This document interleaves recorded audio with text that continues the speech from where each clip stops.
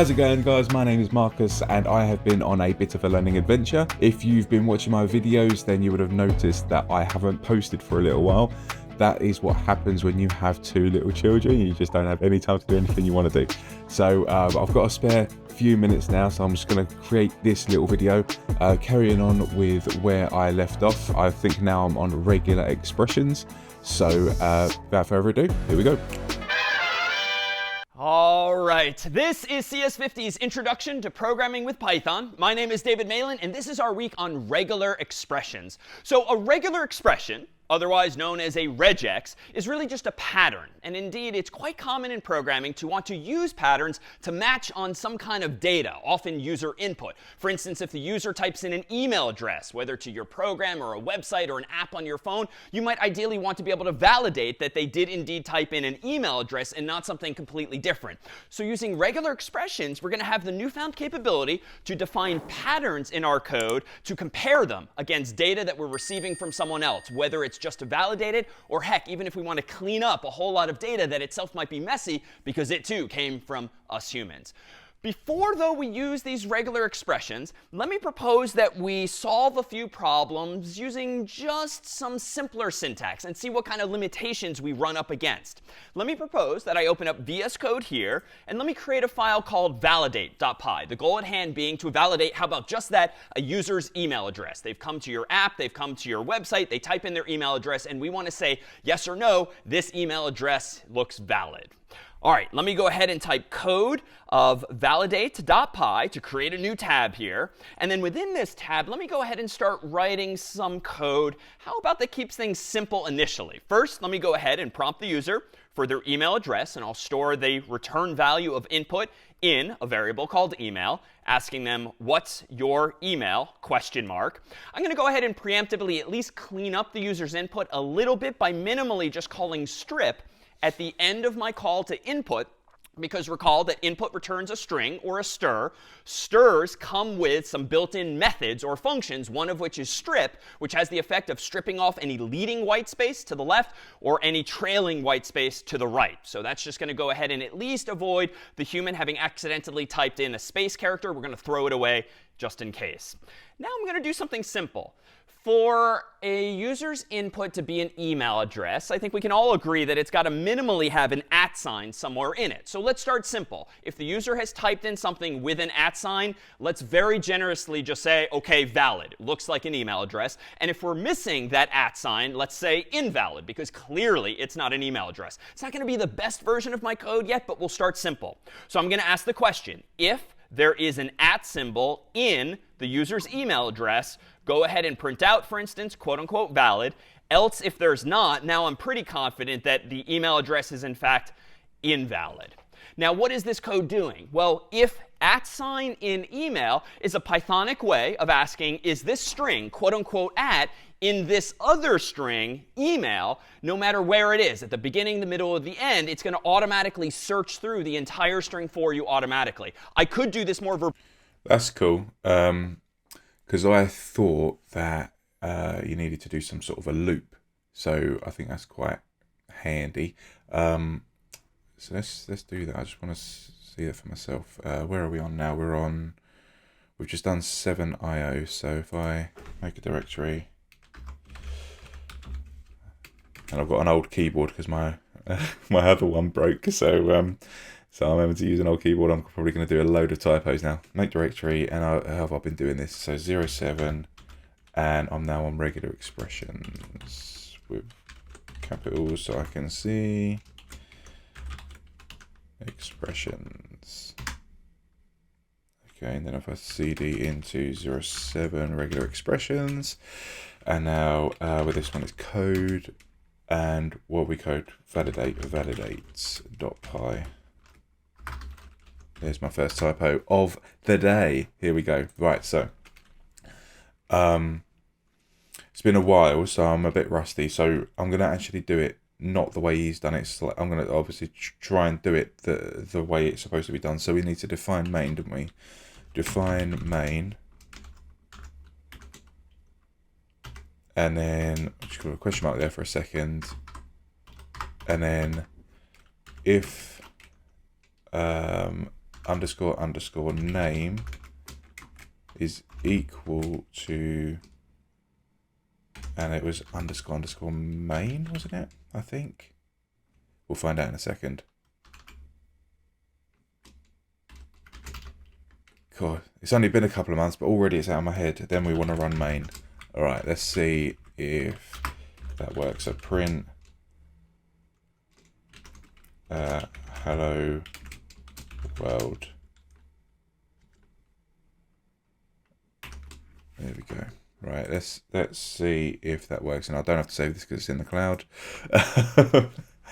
Right, so now we want to Python. It's just Python, not Python 3. Python. And then we want to run validate. That's it. And at validate.py. Hello world. Perfect. So that works. Now if we come back and bring that, and then we want to get an input of the user. What was it? What's your email? What's your email address? Right, so then he said if there's an at in email, then print valid.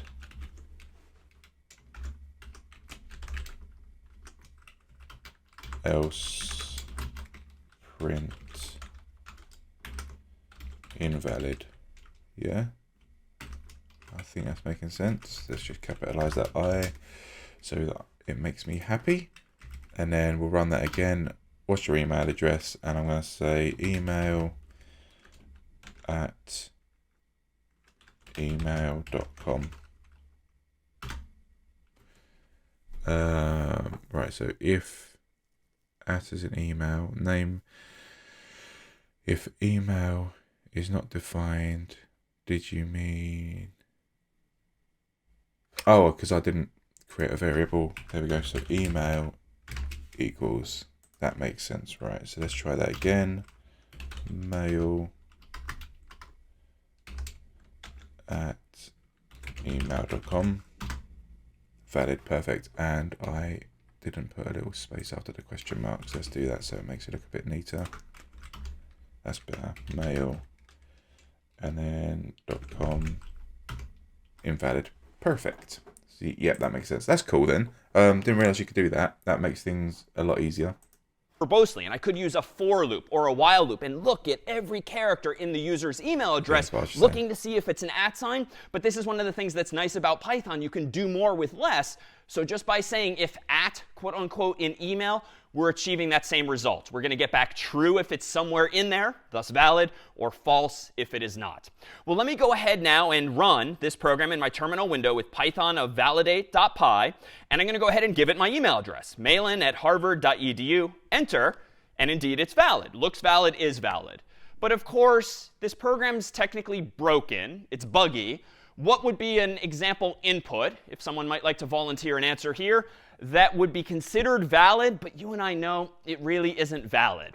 Yeah, thank you. Well, for instance, you can type just $2 and that's it, and it still be valid.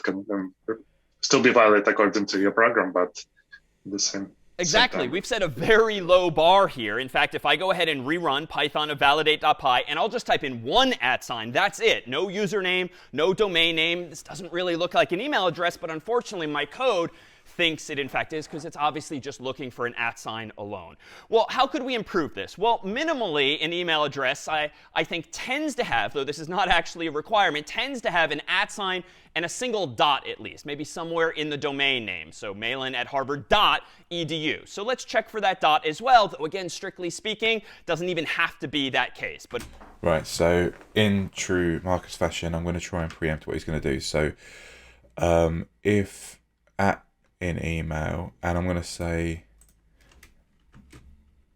is it and? I'm pretty sure the keyword is and. So and then we want to do just dot in email. Let's just run that and see if that works, because I think that's all we need to do for that. What's your email address? And if I just put at and a dot, then it's valid. If I just put an at, then it's invalid. Cool. So hopefully that's what he's going to do. But I'm going for my own email address, at least for now, as our test case. So let me go ahead and change my code now and say not only if at is an email, but also dot is in email as well. So I'm asking now two questions. I have two Boolean expressions, if at in email, and I'm anding them together logically. This is a logical and, so to speak. So if it's the case that at is an email and dot is an email, OK, now I'm going to go ahead and say valid. All right, this would still seem to work for my email address. Let me go ahead and run python of validate.py, malin@harvard.edu, enter. And that, of course, is valid as expected. But here, too, we can be a little adversarial and type in something nonsensical like at dot. And unfortunately, that, too, is going to be mistaken as valid, even though there's still no username, domain name, or anything like that. So I think we need to be a little more methodical here. In fact, notice that if I do this like this, the @ sign can be anywhere, and the dot can be anywhere. But if I'm assuming the user is going to have a traditional domain name like harvard.edu or gmail.com, I really want to look for the dot in the domain name only, not necessarily just the username. So let me go ahead and do this. Let me go ahead and introduce a bit more logic here, and instead do this. Let me go ahead and do email.split of quote unquote @ sign. So email again is a string or a stir. Strs come with methods not just strip, but also another one called split that, as the name implies, will split one stir into multiple ones if you give it a character or more to split on. So this is hopefully going to return to me two parts from a traditional email address, the username and the domain name. And it turns out I can unpack that sequence of responses by doing this. Username, comma, domain equals this. I could store it in a list or some other structure, but if I already know in advance what kinds of values I'm expecting, a username and hopefully a domain, I'm going to go ahead and do it like this instead and just define two variables at once on one line of code. And now I'm going to be a little more precise. If username, then I'm going to go ahead and say print valid. Else, I'm going to go ahead and say print invalid. Now, this isn't good enough, but I'm at least checking for the presence of a username now. And you might not have seen this before, but if you simply ask a question like if username, and username is a string, well, if username is going to give me a true answer if username is anything except none or quote unquote nothing. So there's a truthy value here whereby if username has at least one character, that's going to be considered true. But if username has no characters, it's going to be considered a false value effectively. But this isn't good enough. I don't want to just check for username. I want to also check that it's the case that dot is in the domain name as well. So notice here there's a bit of potential confusion with the English language. Here I seem to be saying if username and dot in domain, as though I'm asking the question if the username and the dot are in the domain, but that's not what this means. These are two separate Boolean expressions. If username. So that's interesting because I thought that the best way to do that from my primitive knowledge of Python at the moment is to use a try except statement. So you're trying to split it because at the moment maybe this is what we'll go through in a bit, but if you try to split something that isn't there, then it's going to come back with a value error, I think. But maybe he's going to cover that in a bit. And separately, if dot in domain. And if I parenthesize this, we could make that even more clear by putting parentheses there, parentheses here. So just to be clear, it's really two Boolean expressions that we're anding together, not one longer English-like sentence. Now, if I go ahead and run this, python of validate.py, enter, I'll do my own email address again, malin@harvard.edu, and that's valid. And it looks like I could tolerate something like this. If I do malin at just say Harvard, I think at the moment this is going to be invalid. Now, maybe the top-level domain Harvard exists, but at the moment it looks like we're looking for something more. We're looking for a top-level domain too, like .edu. So for now, we'll just consider this to be invalid. But it's not just that we want to do it's not just that we want to check for the presence of a username and the presence of a dot. Let's be more specific. Let's start to now narrow the scope of this program, not just to be about generic emails more generally, but about edu addresses. So specifically for someone in a US university, for instance, whose email address tends to end with .edu. I can be a little more precise, and you might recall this function already. Instead of just saying, is there a dot somewhere in domain, let me instead say, and the domain ends with, quote unquote, .edu. So now we're being even more precise. We want there to be minimally a username that's not empty. It's not just quote unquote nothing. Ooh, and we want the one. domain name to actually end with .edu. I've not seen ends with, I don't think, before, so that's pretty cool. I do kind of want to try, because at the moment all I'm doing is watching, and I want to try and do a little bit of coding. So let's do what he's done. So I've created an email input of what's your email address, and we're stripping that. And then, so if I'm right, I think it should be try to then split it. So username domain equals, and then we're splitting the email.split, and then except, I think I reckon that'll be a value error. I think we'll find out in a bit. Except value error, and then we want to just print invalid.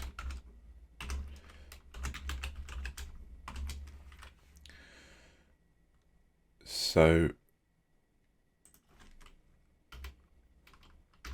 and then else print valid.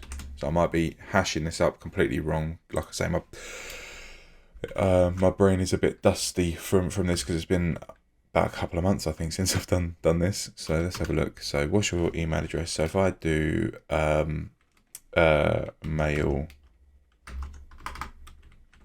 mail.com invalid, email@mail.com, that's saying invalid as well. So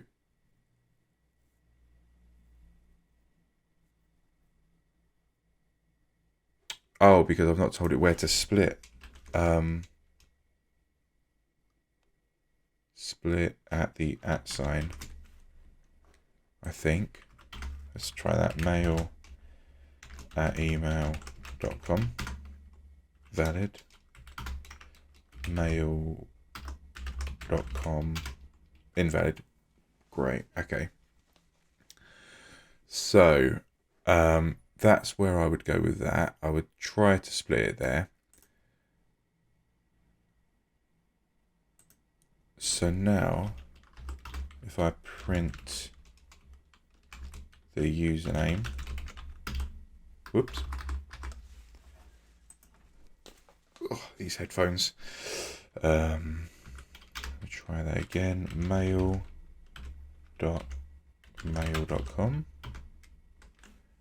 Print username. What's that saying? Unbound local error, cannot access local variable username where it is not associated with a value. So I think this, from memory, is because we've tried to do it and it's worked, but it's local, so it's within this, and now I actually need to do it, if that makes sense. So now that it works, I can actually do this. Actually, else. I might be completely wrong, so if you know, whoops, I've done that wrong. Oh, what have I done? Control Z. There we are. Right, let's copy that. And I want to put in that else. Then I actually want to do it, I think. And now if I print the username,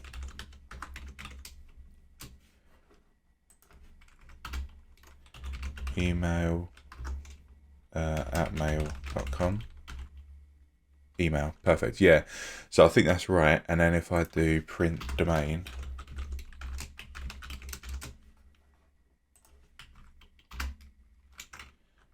email @mail.com. mail.com. Yep, cool. So we've got email and mail in there. So I think, if I remember rightly, this bit here is basically saying to try to do it. And if you get a value error, then print out invalid. If it doesn't come out with a value error, or if it's possible, sorry. So if the try is able to go ahead, then we have to do something. So then we actually have to do it, because at the moment this isn't actually doing it, it's just trying to do it. I think that's right.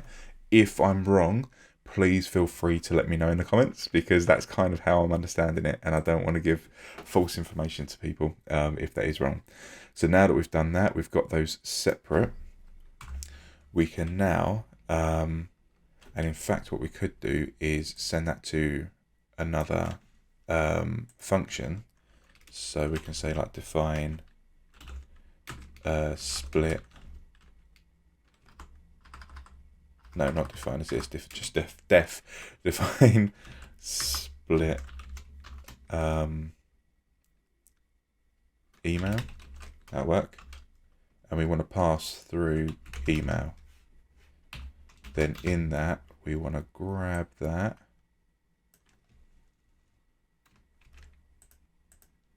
And paste that in there, and then we want to run the function of split email, and we want to pass through email. So we're passing through this email function into here, and just to save confusion, I'm going to change that to input. No, not input, user, without a 4. So now username and domain is equal to user. We want to change that email to user. And now if I do exactly the same thing, so print username. I told you I'd have loads and loads of and domain as 2 separate things. What's your email address? email@mail.com. So if I'm right, what we should see is, do I need a comma there? We'll find out in a second. We should see username, and then, sorry, we should see email and then mail.com separately. Yeah, we got a gap there without the @ Perfect. Yay, we're getting there. Right, okay. So that all works fine, but we also, he's saying about making sure that it ends with. So if I now return that, return username and domain, and then we want to put in here username domain equals function. So then that's going to spit that back out. And now in here, if I do print again, print username and domain, we should see exactly the same thing. So email space mail.com. That's the hope. So email@mail.com. And that's what we're getting. Perfect. Right, okay, so this is working.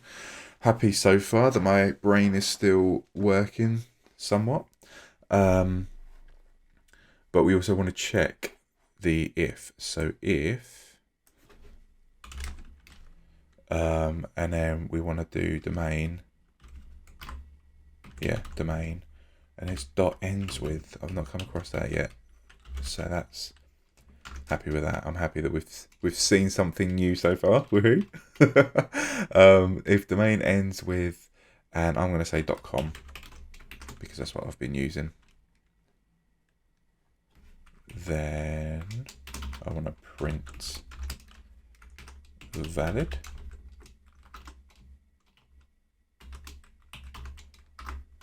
Else print invalid. Is that making sense? So we get the user's input, we try to split it at the @ sign. If there's no @ then it's gonna print out an invalid, and then else we're actually going to split them. We're then going to pass, sorry, no, we're not going to split them yet. We're going to pass that into a function called split email, and in that function we're splitting it, and then we're returning the username and domain and calling it the same function as username and domain. And then then if domain, so if this ends with .com, then we print valid, else we print invalid. Okay, so let's try that again. What have I been doing? Email @mail.com. So we should see valid. Brilliant. And now if I do the same again, mail @mail .edu, invalid. And if I do mail.mail.edu, actually it's just .com, it should still be invalid. Okay, cool. So if domain ends with .com, cannot access local variable domain. So again, then we need to, where is that? Ends with .com. So we need to do a try except thing again with that, wouldn't we? So try, yeah, domain dot ends with .com except typically the battery died, so I'm just had to start this again. And where we are at the moment is I'm just trying to find out what an unbound local error is. Oh yeah, okay, so this is saying that essentially, if I understand that correctly, that it's because it's part of, yeah, cannot access local variable domain.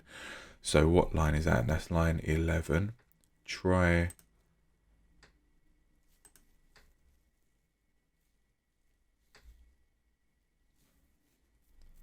not associated with the value, but it is associated with the value though. What have I done wrong? So else we're doing that, and it's coming back as domain. So now we want to try to split. So why is that not seeing it? What have I done wrong? If domain ends, was it that? So I'm not sure what that would catch.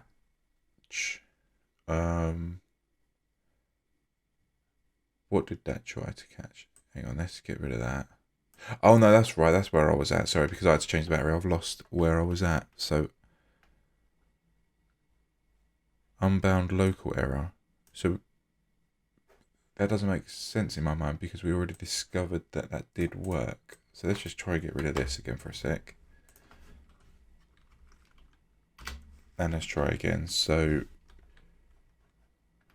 what did I type in? Mail.mail.com. Mail.mail.com. Domain ends with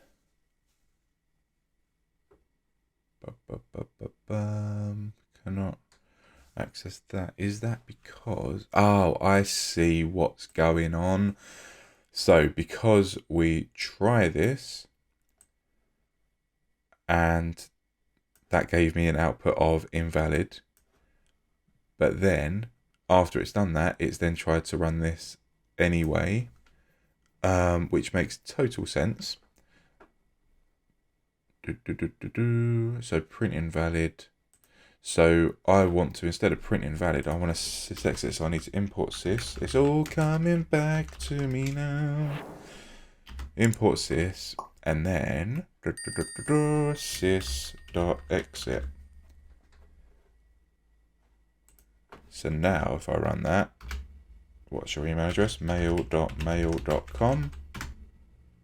There we go. Right, so it just exits the system, exits the program, and prints it out invalid Right, awesome. So it doesn't actually drop down to this code. So if domain ends with .com, print valid, else print invalid. So let's try that. So it didn't even get to this point yet because yeah, there wasn't an at. So now if I do email, whoops, what's going on? Let's try that again. Run that. What's your email address? email@mail.com. That should give me valid. Yep, good. Now if I do email@mail.edu, that should give me an invalid with a little I, so it's used this one. Change that to a capital I. Username, domain,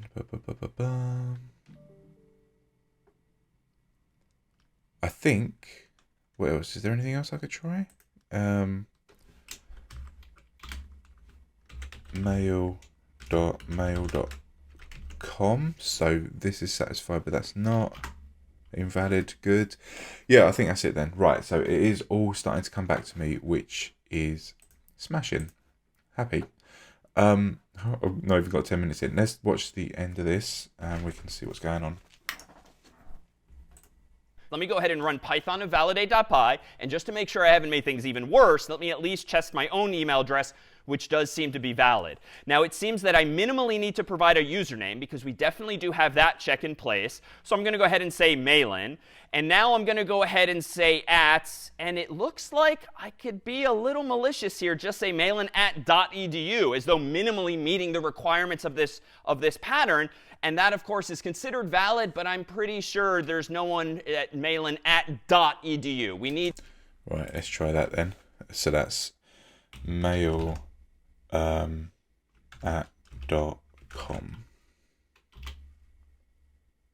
Oh, no, I forgot to run the thing. There we go. Mail @.com. So that's valid. Yeah. Yeah. Okay. He's so smart. Need to have some domain name in there, so we're still not being quite as generous. Now, we could absolutely continue to iterate on this program, and we could add some more Boolean expressions. We could maybe use some other Python methods for checking more precisely. Is there something to the left of the dot, to the right of the dot? We could use split multiple times, but honestly, this just escalates quickly. Like, you end up having to write a lot of code just to express something that's relatively simple in spirit. Just format this like an email address. So how can we go about improving this? Well, it turns out in Python, there's a library for regular expressions. It's called succinctly RE. And in the RE library, you have a lot of capabilities to define and check for and even replace patterns. Again, a regular expression is a pattern, and this library, the RE library in Python, is going to let us to define some of these patterns, like a pattern for an email address, and then use some built-in functions to actually validate a user's input against that pattern, or even use these patterns to change the user's input or extract partial information therefrom. Okay, so we're going to have to leave it there because I need to dash off and do something. But I'm glad that I have remembered some stuff. Some of it stuck even after a couple of months. It was a bit dusty to begin with, but I think I'm getting there. This is actually looking really good. So re-library, that's going to be my next video, I reckon. Carrying on with the regular expressions. And hopefully we'll look at this code that I've just done and we'll laugh because we'll say that's far too much for what we need to do to check if an email is valid. So thanks very much. I'm going to take my headphones off now and I'll see you guys in the next video. Cheers. Bye.